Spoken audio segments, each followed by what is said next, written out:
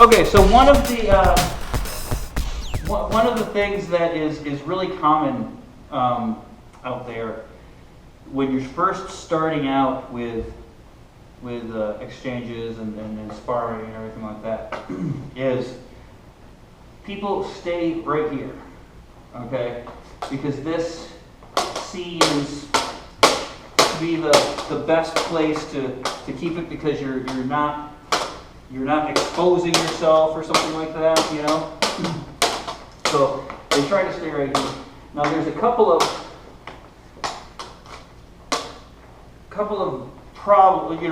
weaknesses like that, okay, with that. Can we think of any?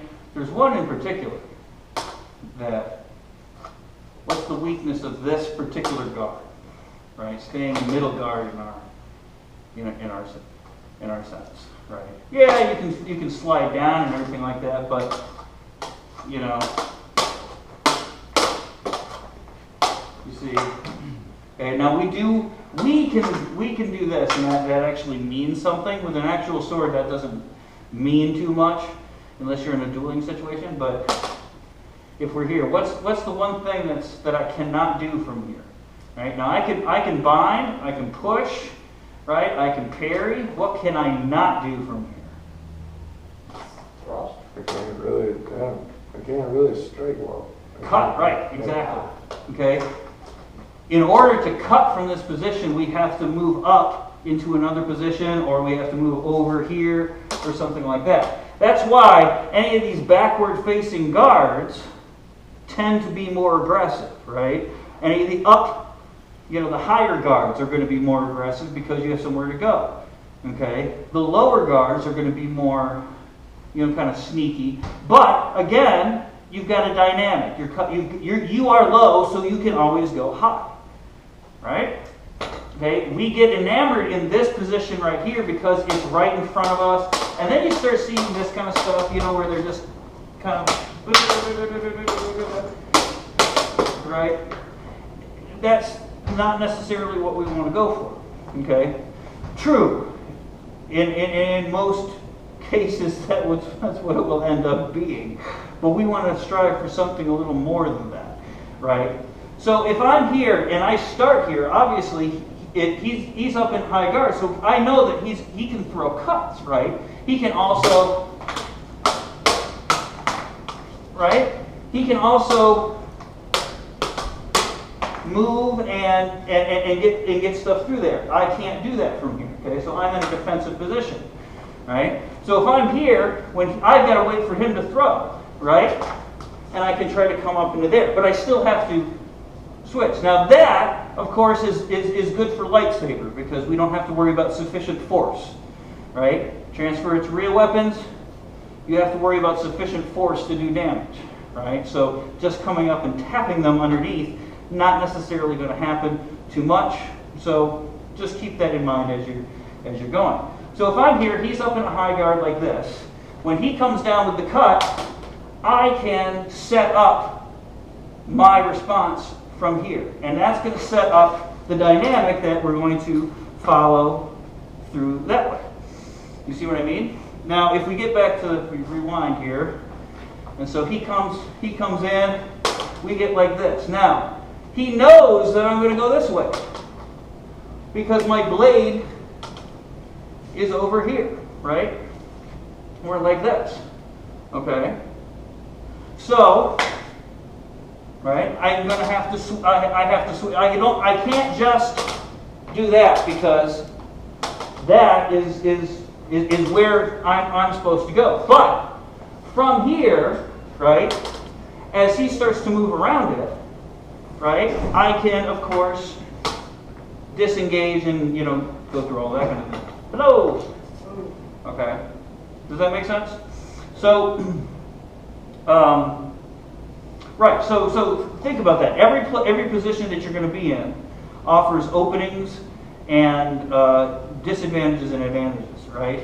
Do not stick to middle guard, right? You do not want to stay in this position, okay? Number one reason is, of course, because of, what's the first thing you're going to hit? If I'm over here, if I'm just holding my sword right here. No, I don't think so. Yes. Right. You know, your hands are very, very vulnerable. And in this game, vulnerable hands is really our bane, right? So that's why we always talk about moving through your guards, right? As I'm here and as I'm going through an engagement, I'm constantly changing here. And I'm going to try to get him to respond the way I want to, right? So I'm going to hold the guard up here. I'll go over here, right? And if I'm here, you see? Now there's a perfect example of what I was talking about. He was in middle guard right here. I'm like this. But in order to make the strike, what did he have to do? He had to bring it up. And the moment he brought it up, I have the exact same amount of time to bring mine up. But mine, when I bring mine up, is touching his hand. So that's here. So when you're here like this, okay, understand that when you go to strike like that, I know that it's coming there, right? So if I'm here going like this, not the greatest thing to do, right? Better, if I'm here, is I go here, you know, and I use this position as a way to get into another position, right?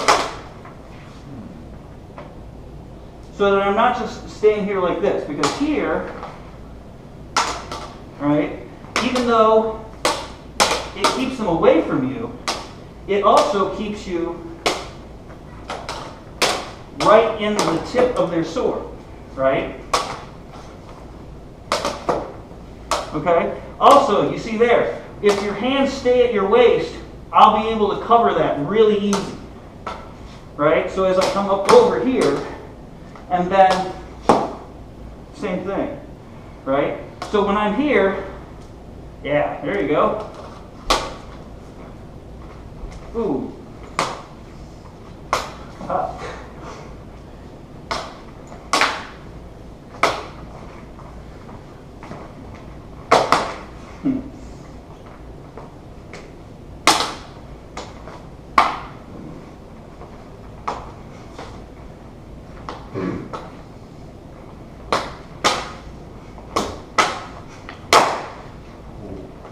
Good.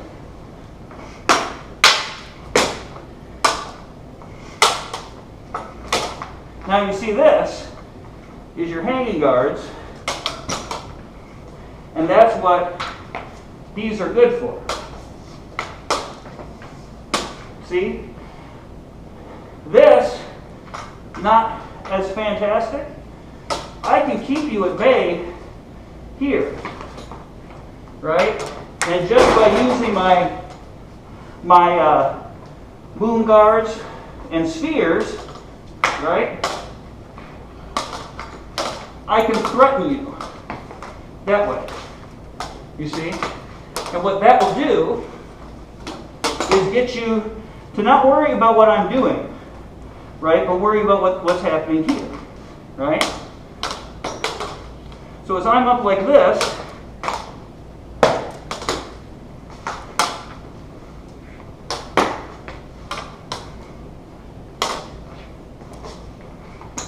oh, good.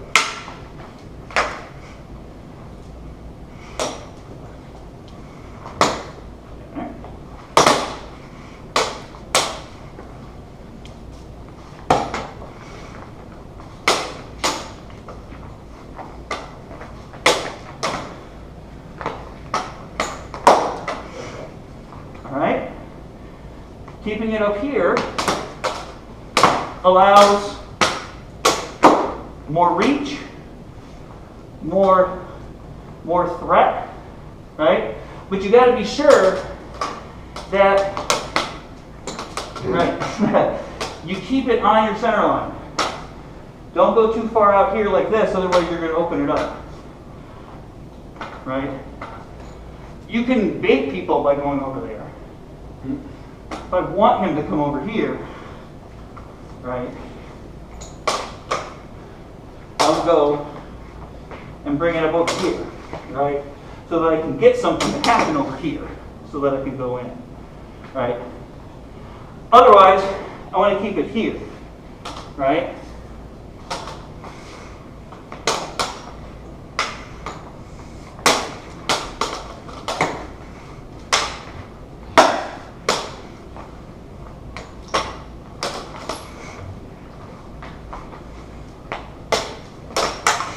Sorry.